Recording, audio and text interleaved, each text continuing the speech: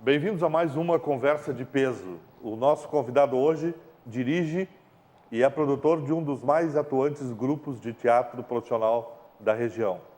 O Teatro Luz e Cena iniciou suas atividades em 1978 em Novo Hamburgo. Ao longo de sua caminhada, produziu mais de 60 espetáculos, além de esquetes e performances teatrais, com os quais teve a oportunidade de fazer múltiplas experimentações cênicas sobre um variado conjunto de temas. Um diferencial importante da companhia é privilegiar a encenação de textos originais escritos para produções próprias, o que tem impulsionado o surgimento de uma dramaturgia estética própria. Eu converso hoje com Marco Antônio Pereira. Bem-vindo, Marco, ao nosso programa.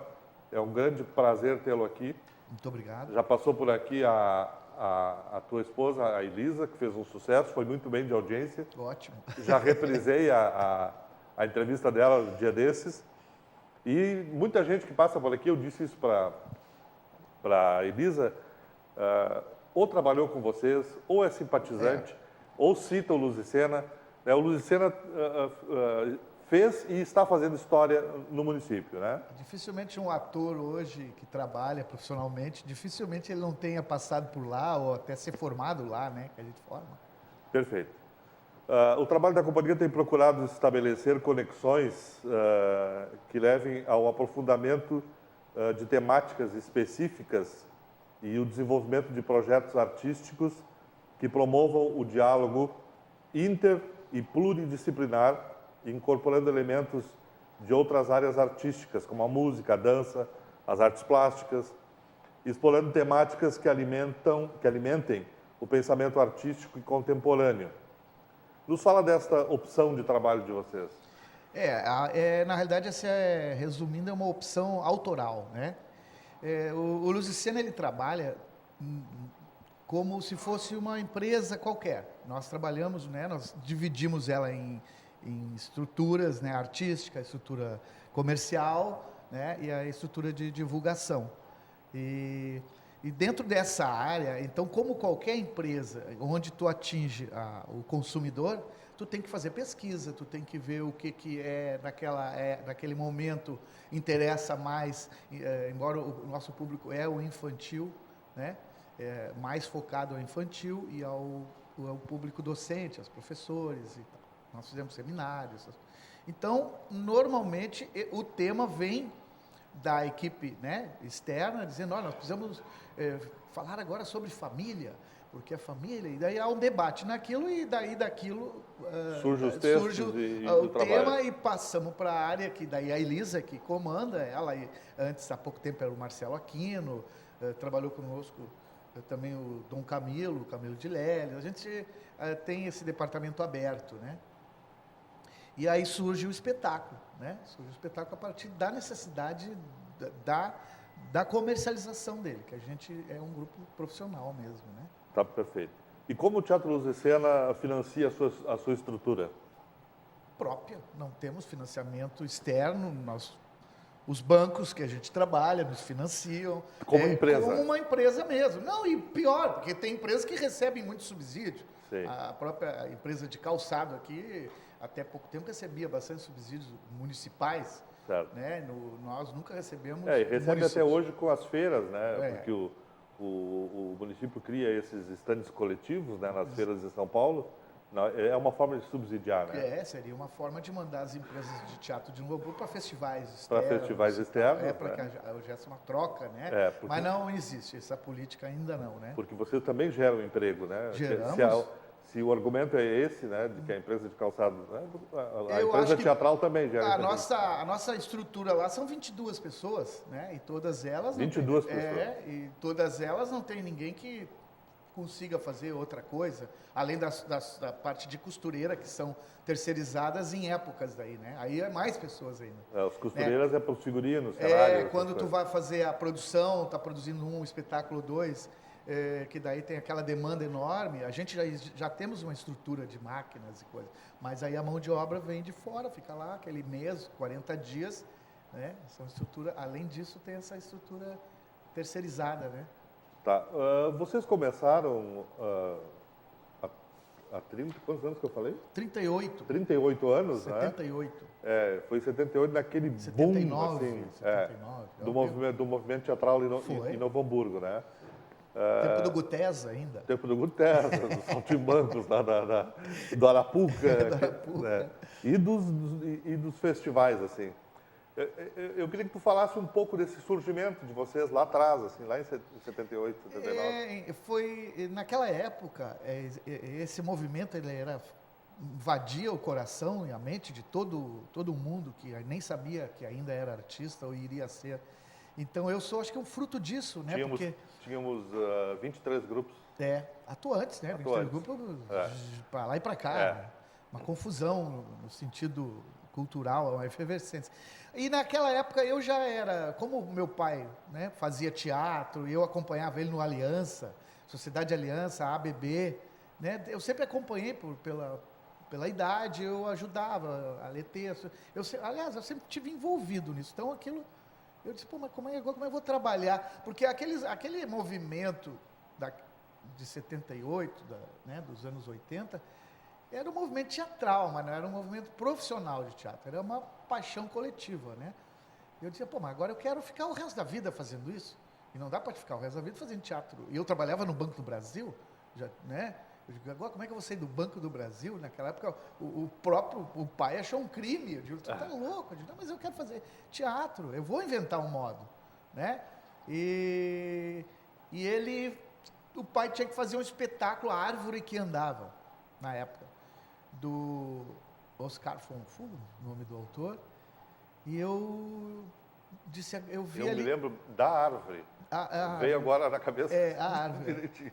Foi o primeiro espetáculo profissional, né, que eu paguei as pessoas, mas daí eu aproveitei, eu vi ali uma oportunidade, pai, eu vou sair, né, do banco e te ajudo em tudo a fazer a produção para a Aliança.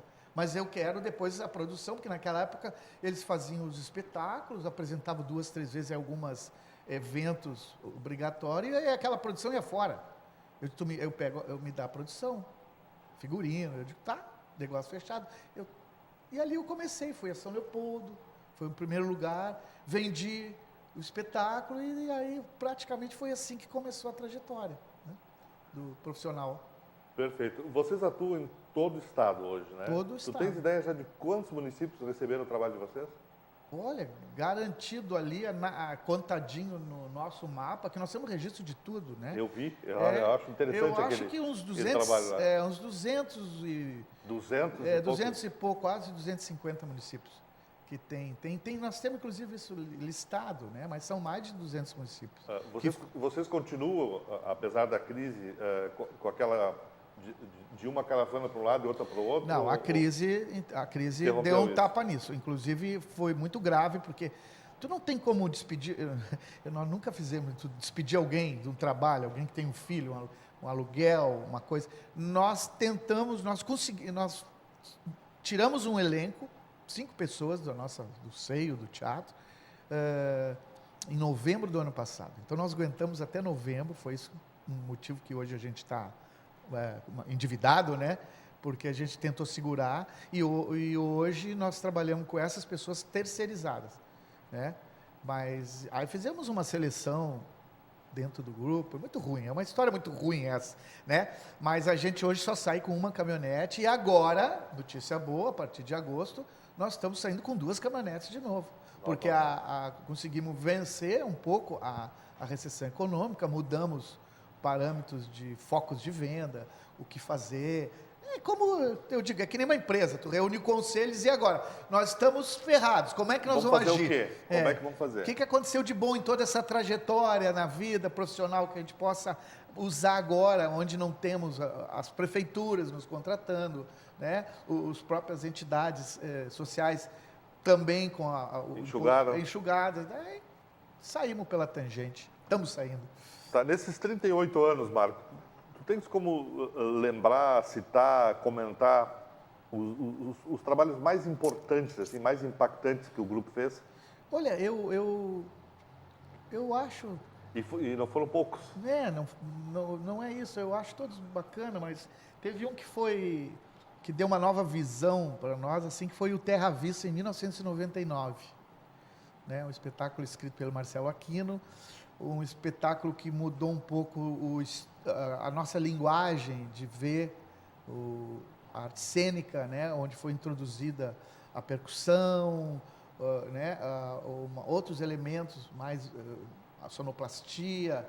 Terra à Vista era o Terra à Vista, tirado aquele aparelho de som, né? Que fazia parte do teatro, a trilha sonora. E a possibilidade que nos deu de ir ao Rio de Janeiro, fazer uma carreira interessante como teatro no Rio e ter que replicar o espetáculo 3 vezes. Nunca fizemos isso. Tivemos que fazer 3 produções de Terra à Vista, porque daí ocorreu uma demanda, né? E a gente não queria perder a oportunidade, montamos 3 elencos, né? Que estavam um em Porto Alegre, um no Rio de Janeiro, 2 no Rio Grande do Sul, daí no caso, que nós ainda tivemos em temporada em Porto Alegre, então, por um período, nós tínhamos um outro correndo pelo interior do estado. Né? 3 simultaneamente. 3 simultaneamente. Aquilo ali marcou pelo aspecto de produção, né?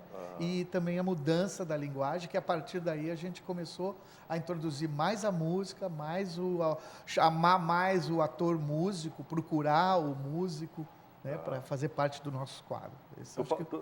Tu fala em música, a partir desse espetáculo, as músicas de vocês é praticamente tudo autoral, né? É tudo autoral. Normalmente a Elisa faz a letra e o PC e o Sentinela, que são os músicos que estão há anos com a gente, fazem a música junto com ele. Não dá para dizer que tu faz isso, Então um conjunto, é tudo né? inédito. E isso foi uma mudança para nós. No Terra à Vista, o teu irmão famoso, o Cris Pereira... O Cris Pereira, ele estava começando ali com a gente. Né? Ele estava um ano... pouco, não me lembro exato, mas ele começou ali. Hoje ele é famoso, né? Graças a Deus. Aliás, eu vou pedir a agenda em público aqui, porque eu estou ligando há 3 meses e não consigo que o Cris venha aqui. Né? Mas então eu vou pedir, porque... Já pedi para o progenitor, agora eu vou pedir para o irmão, já pedi para o outro irmão, que é produtor dele, o Álvaro, né? E não consigo trazer o Cris Pereira aqui. Que graças a Deus, o Cris ele é difícil para todos, na família. E agora ele vai para São Paulo, né? Ele está fazendo um projeto em São Paulo e tal, embora o Rio Grande do Sul não largue ele, porque é aqui que ele é hiper conhecido. Sim. E o Cris, uma hora tu liga para ele, ô Cris, eu sei que tá em Quaraí. Cris, eu sei, tá em Viamão. Eu digo, Cris, vamos tomar um vinhozinho. Tá, não sei aonde. Eu digo, cara, então tá. Graças a Deus. E de filho novo também, né? Filho novo e as filhas. Ele tem envolvimento. Muito grande. E a gente não pode reclamar, eu acho que tem que deixar, porque ele é um momento, né? É um momento isso. Vou aproveitar a pausa, Cris Pereira, aqui. O Cris deu uma demonstração de carinho e amizade acho poucas, ou uma das mais importantes que eu recebi na vida. O Cris Pereira foi a Imbé, quando eu inaugurei meu jornal lá, em 2013, ele e o Álvaro. Né? Foi com o carro dele, com a gasolina dele, fez um espetáculo de 1h30, que é o Gaudêncio, em busca de Odete, e não me cobrou um tostão. Né? Eu sou eternamente grato ao Cris Pereira por esse acarinhamento naquela ocasião. E fez o maior sucesso. E ele continua mantendo a essência. Esse é um exemplo, né? Tu tem que manter a essência. A gente conversa sobre isso quando pode, porque esse negócio da fama é uma coisa que, às vezes, tu pode se desvirtuar, mas eu acho que o Cris tem a base que tem o irmão que ele tem, o pai que ele tem. O pai que ele tem. Ele vai segurar essa onda. Vem de berço, está no DNA da família. Tá, né? Graças. E não é diferente com vocês também, que tratam muito bem as pessoas que se aproximam do grupo. Eu sou prova disso, né? Sempre fui muito bem tratado por vocês. Prêmios, Marco. do Luz e Cena tem um monte, né? Na realidade, agora nós não temos prêmio nenhum, porque faz muitos anos que a gente não participa de festivais. Primeiro... Porque vocês pararam de participar porque não tinha graça, né? Não vou dizer que fica feio dizer isso, mas é que, na realidade, perdeu um pouco o sentido, porque tu queria ganhar o prêmio de melhor isso, melhor aquilo, e por outra razão, às vezes fica desproporcional o tamanho dos festivais, e eles não, às vezes não contemplam um grupo profissionais. Então, agora do Rodenbusch contempla, a gente não participou, até eu tive numa reunião, eu digo, então vamos voltar a participar do festival. Que agora separa, né, as categorias. Houve um debate até amadores, sobre isso, eu coloquei isso, de não participar, de não, mas agora, então vamos, a gente gosta muito de festival. Só que o festival é como, ele demanda um investimento, tu tem um festival lá em Santa Catarina, tu tem que pegar tua caminhonete, tu tem que, mas a gente tem que participar, sim.